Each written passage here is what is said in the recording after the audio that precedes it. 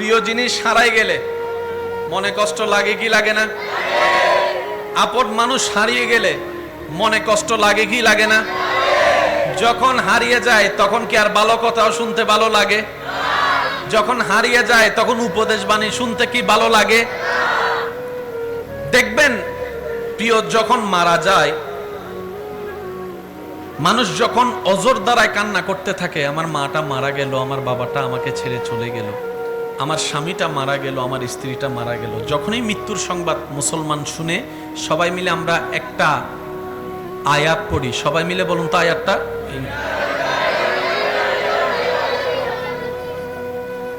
এতগুলো আয়াত থাকতে আল্লাহ আমাদেরকে এটা কেন পড়তে দিলেন? এই একটা আয়াতের ভিতরে সমস্ত প্রশ্নের উত্তর এক জায়গায় আল্লাহ রেখে দিয়েছেন।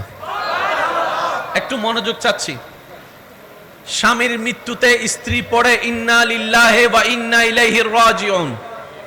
স্ত্রীর মৃত্যুর খবর শুনে স্বামী পড়ে ইন্না লিল্লাহি ওয়া ইন্না ইলাইহি রাজিউন। একই কথা সন্তানের মৃত্যুতে মা বাবার মুখে, মা বাবার মৃত্যুর খবরে সন্তানের মুখে কথা বলেন, ঠিক কি না? আল্লাহ কি বুঝাতে চাচ্ছেন? সন্তান যখন বাবার দেহটা ধরে কান্না করতে আছে, কিরে কাঁদো কেন? আমার বাবা গিয়েছে, হারালাম আমার বাবা। শব্দটা একটা খেয়াল করবেন, আমার বাবা। রব বলে যে এটা তো তোর নয়, তো আল্লাহ এটা কার? বলে যে এটা আমি আল্লাহর বান্দা। ডিলে এফেক্ট কমাই দেন। যে কষ্ট নিয়ে বান্দা তুই কান্না করছিস, হারিয়ে ফেলেছস মনে করছিস, এটা তোর বাপ হিসেবে তোর যেমন অধিকার আছে, আমি রব সৃষ্টি করেছি, আমার অধিকার তোর বাপের উপর আরো বেশি আছে।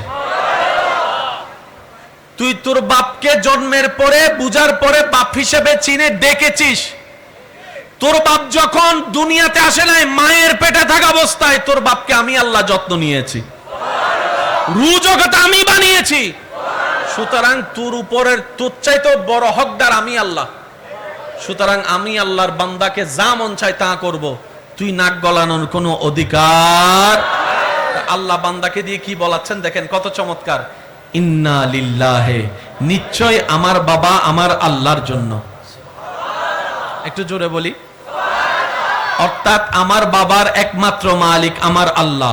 ওয়া ইন্না ইলাইহি রাজিউন, সম্পদ তার মালিকের দিকে ফিরে গিয়েছে। তার মানে আমার বলতে বাপ এটা আসলে আমার, মাটা আমার, স্বামীটা আমার, স্ত্রীটা আমার, সন্তানটা আমার, জায়গাটা আমার, গাড়িটা আমার, বাড়িটা আমার, ব্যবসাটা আমার, সবকিছু কার দেওয়া? জোরে বলেন, সবকিছু কার দেওয়া? তো যদি আমারই না হয়, আমার টেনশন আর কই? বুঝবেন যে 100 টাকা আপনার পকেট থেকে হারানোর পরে আপনি পাগলের মতো টেনশন করে খুঁজছেন, পাওয়ার পরে সেই 100 টাকার যখন জিনিস কিনবেন, 100 টাকার মালিক যখন দোকানদার হবে, দোকানদার থেকে 100 টাকা হারাই গেলে আপনি কি আর টেনশন করবেন?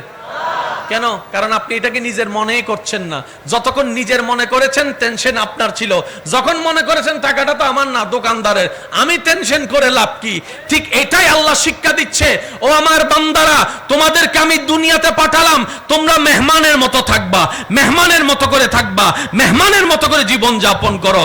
সুতরাং মালিক হওয়ার চেষ্টা করিও না, মালিক হওয়ার চেষ্টা করিও না, নিজের কিছু করার চেষ্টা করো না। তোমরা বান্দাদের, রব্বুল আলামিন বলে তোমরা বান্দাদের শুধু দুইটা জিনিস আপন আছে, একটার নাম ঈমান আর একটার নাম নেক আমল।